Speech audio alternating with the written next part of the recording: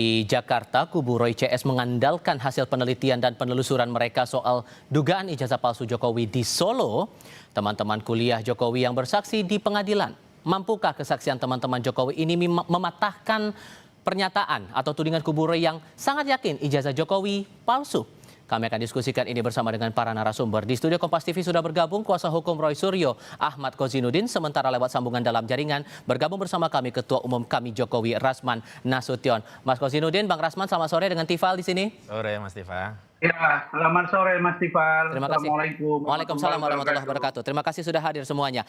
Ini kan sudah ada pernyataan Bang Kozin dari keterangan teman-teman KKN-nya Jokowi menjelaskan bahwa ada pengalaman di situ KKN bersama dengan Pak Jokowi, sehingga dari pihaknya Jokowi ini bisa yakin dengan pernyataan itu mematahkan tudingan yang Anda bersama dengan teman-teman tudingkan kepada Pak Jokowi selama ini soal ijazah. Iya, saya kira kalau meminjam analogi masakan, sidang ini terlalu banyak micin ya, terlalu banyak penyedap rasa yang kalau terlalu banyak justru membuat orang mual begitu. Kenapa demikian? Karena soalan yang diperdebatkan publik kan soal keabsahan dokumen, bukan soal panggilan Jack atau Jokowi atau Mulyono, dan itu sebenarnya sesuatu yang repetisi kami alami pada saat kami mengadili perkara Bambang Trimulyono dan juga Gus Nur.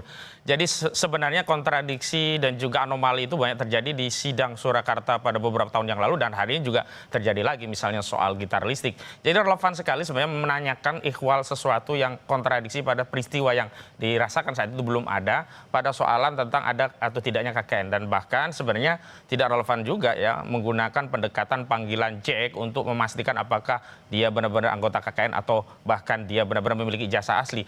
Bahkan semestinya primary evidence-nya itu yang harusnya dihadirkan oleh kubu Joko Widodo di peradilan yang ada di Surakarta. Namun sayangnya meminjam otoritas polisi yang merasa bahwa ijazah tersebut masih dalam kewenangan penyidik disita lalu tidak bisa dihadirkan. Dan itu sebenarnya kesalahan fatal kubu Jokowi di Surakarta karena tidak bisa menghadirkan primary evidence yang sebenarnya bisa ya disandingkan dan diperbandingkan dengan primary evidence yang dimiliki oleh kubu Pak Taufik. Sehingga kalau Anda merasa bahwa tudingannya sekarang ijazah Jokowi tapi menghadirkan teman-teman KKN-nya itu tidak relevan? Ya, tidak relevan dari sisi bahwa dokumen itu asli atau tidak. Bahwa mungkin saja itu dibangun narasi seolah-olah benar ada proses dan proses sudah dilakukan tahapannya KKN dan seterusnya. Iya, tetapi sekali lagi justru orang-orang yang hadir ini kan selalu berbeda. Ini bukan orang-orang yang dulu pernah reuni-reunian beberapa kali yang kita walaupun kemudian ada foto yang ditunjukkan, ini kan bukti bahwa ada pengalaman KKN di Boyolali. Dan foto terakhir kan disampaikan itu bukan foto langsung dan itu diambil dari Barreskrim, itu yang mengkonfirmasi bahwa ini adalah sidang yang dipersiapkan, bukan sidang yang alamiah begitu. Oke, Bang Rasman, kalau menurut Anda mana yang lebih sahih? Pernyataan dari teman-teman KKN Jokowi yang kemarin hadir di sidang atau penelusuran yang dilakukan pihak Roy CS langsung ke Desa Ketoyat? Begini, proses peradilan itu adalah sebuah pencarian oleh majelis hakim untuk mencari kebenaran material dari sebuah perkara. Oke? Jadi kita sebagai seorang lawyer tidak punya kapasitas untuk menilai pantas atau tidaknya seseorang dihadirkan di persidangan. Kalau saya bisa sampaikan sebagai ketua umum kami Jokowi, Pak Jokowi ini selama ini orang yang wait and see. Ada gugatan citizen lawsuit di Solo dia hadapi, ada Dumas di Barreskrim dia hadapi, dan Pak Jokowi itu 3 bulan bahkan 6 bulan baru dia melakukan upaya hukum, yaitu di Polda Metro Jaya. Nah, karena itu maka kalau kita sebagai orang hukum, kan jelas dalam hukum itu teorinya disebut dengan fakta sunt potentiora verbis. Ya, bahwa ada banyaknya kata-kata di luaran, itu akan terpatahkan oleh satu fakta. Fakta apa? Kalau citizen lawsuit di PN Solo itu telah membuka fakta dengan menghadirkan saksi yang memang KKN bersama Pak Jokowi, maka apalagi yang harus dibantah di situ. Dan tetap relevan menurut Anda ya, Bang? Oh, sangat relevan, sangat relevan. Karena itu maka justru saya melihat bahwa Roy Suryo dan kawan-kawan mulai kocar-kacir, ketakutan sehingga mau menguji ke MK dan lain sebagainya. Kalau saya sudah sampaikan beberapa hari yang lalu, kalau memang kita ingin mencari kebenaran dari ijazah Pak Jokowi, monggo kita lanjut ke pengadilan, kita buktikan di sana bersama-sama palsu atau tidak ijazah Pak Jokowi. Bang Kozinudin bilang bahwa banyak micinnya dalam tanda kutip persidangan-persidangan selama ini, tepat nggak tuh Bang? Kalau Kozinudin dan teman-teman ini kan memang selalu membumbui kata-kata yang menurut saya sangat tidak pantas gitu ya. Apa urusannya micin dan tidak, ini bukan masakan.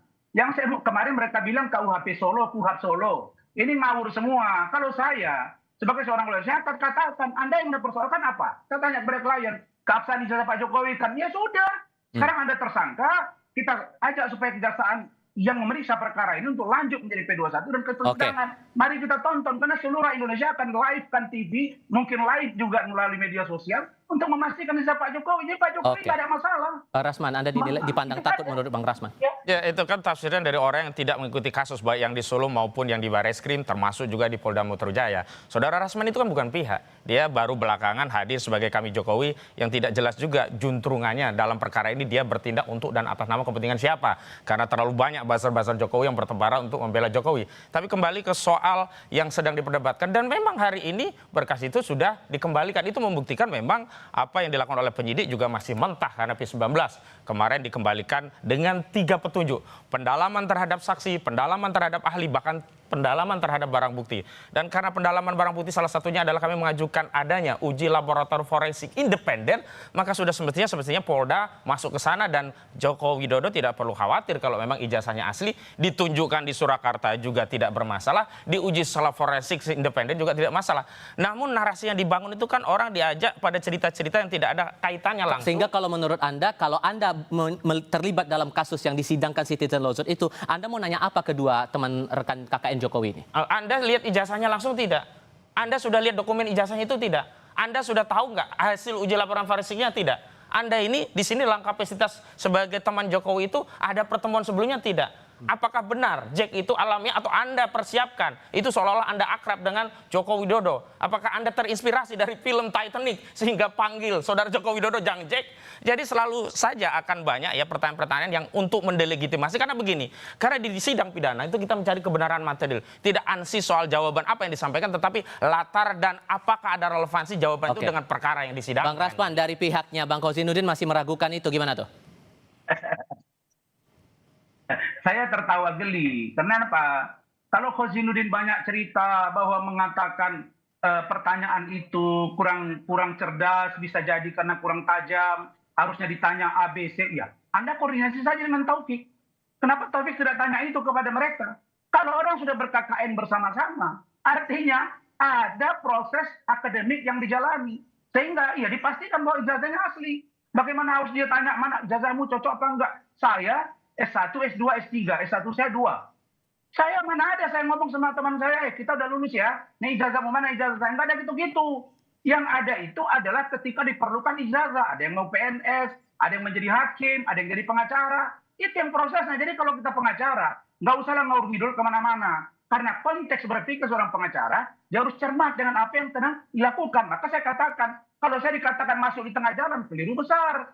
Karena saya sudah tahu dari awal, bahkan Bang Egy itu sudah cerita ke saya, ada banyak masalah di dalam, sehingga mereka ternyata dari 8 tinggal 2. Ada lagi proses hukum yang sedang berjalan. Salah satu penyebab dari kerusakan dan soliditas mereka di dalam adalah peran Kozinudin yang terlalu menganggap dirinya paling pintar dan cerdas. Padahal di mata saya, dia nothing, nggak ada apa-apanya. Makanya saya hanya katakan bahwa kalau kalian memang ingin mencari kebenaran material dari seorang ijazah Joko Widodo, ayo kita bertempur di pengadilan. Silakan kita bertarung di sana. Karena di sanalah uji yang disebut dengan Pak Jokowi, forum saya untuk membuktikan bahwa ijazah saya tidak palsu dan tidak abal-abal. Begitu. Tapi kan ini kan kasusnya juga masih P19, belum lengkap berkasnya nih Bang Rasman. Begini. Itulah yang saya katakan tadi. Kalau dia lawyer yang sudah berpengalaman, saya ini menangani klien sudah ratusan kali. Kalau bilang 1000 enggak, karena saya juga baru 8-9 tahun. Tapi saya juga pernah menjadi tersangka. P19 saya saja itu hampir 1 tahun. Jadi itu hanya proses melengkapi, bukan berarti sesuatu yang luar biasa. Maka kalau ada proses P19, memberi petunjuk kepada penyidik untuk menyempurnakan. Nah kalau ternyata nanti mereka tidak sanggup, baru lain ceritanya. Tapi kalau di mata saya, kalau baru hanya tiga yang perlu dipenuhi oleh penyidik, itu ringan sekali. Sampai kemarin kan dibilang-bilang ungkit-ungkit ada Solo lagi terlibat, makanya bolak-balik Bang Rasman, gimana tuh? Oh tidak ada hubungan itu. Jadi jangan selantiasa menyudutkan Pak Jokowi. Pak Jokowi itu wait and see. Karena melihat dari gerakan Roy Suryo dan kawan-kawan, akhirnya Pak Jokowi menyatakan melalui ajudannya bahwa tidak lagi ada yang namanya restoratif justice. Ya, Dia saya akan pikir bertarung apa yang di disampaikan pengadilan. Rasman itu kan Ini tidak confirm. bernilai ya, dusta belaka. Kenapa? Karena hadirnya Rasman itu bagian dari strategi pecah belah dan adu domba Jokowi yang akhirnya juga menghasilkan 2 orang yang kemudian berdamai dan itu dianggap sebagai prestasi dari Joko Widodo. Selanjutnya, saudara Rasman juga tidak punya kompetensi untuk mengajari kami tentang beracara. Dirinya sendiri kena masalah juga divonis bersalah begitu.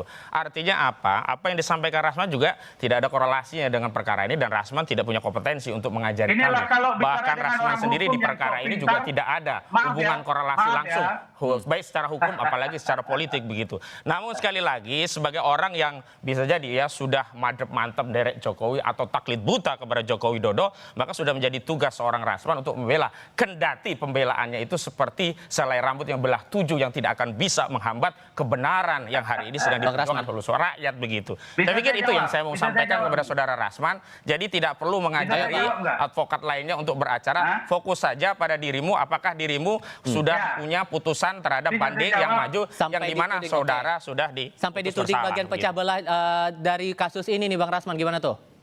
Makanya dari awal Agustus lalu saya sudah katakan sesungguhnya kalian tidak solid. Dan terbukti memang Bang Egy Sujana itu memang keluar karena dia merasa didiskriminasi. Salah satu peran utama yang membuat dia tidak nyaman itu adalah saudara Fauzinuddin. Itu harus menjadi cross check kepada saudara. Dan memang perkara ini tidak ada kaitannya dengan solid atau tidaknya. Inilah yang kemudian dibangun kubu Jokowi untuk memecah belah dengan menghadirkan orang seperti Rasman ini. Dulu ya. Oke, lalu kemudian bagaimana seorang lawyer yang katanya pintar bawa ayat, bawa hadis, mengatakan bahwa Rasman bersalah. Dan dia sudah melebar-lebar kepada pokok persoalan yang tidak ada kaitannya dengan persidangan Solo. Itulah Rasman. Inkrah atau tidak sudah putusan terhadap saya. Makanya kalau kalian ini tidak mampu berdebat dengan lawan orang yang mendukung Pak Jokowi, kalian selalu melakukan argumentum ad hominem, menyerang pribadi orang kembali lain. ke konteks. Dia melakukan argumentum ad hominem, sementara saya tidak boleh. Bagi saya mengatakan bahwa saya hakul yakin Pak Jokowi ijazahnya asli dan saya hakul yakin bahwa Roy Suryo dan kawan-kawan jika dibawa ke pengadilan mereka akan divonis bersalah. Itu keyakinan saya. Oke, Bang Rasman, terima kasih. Bang Ahmad Qasiduddin, terima kasih sudah berdiskusi bersama kami. Selamat sore semuanya. Sama-sama.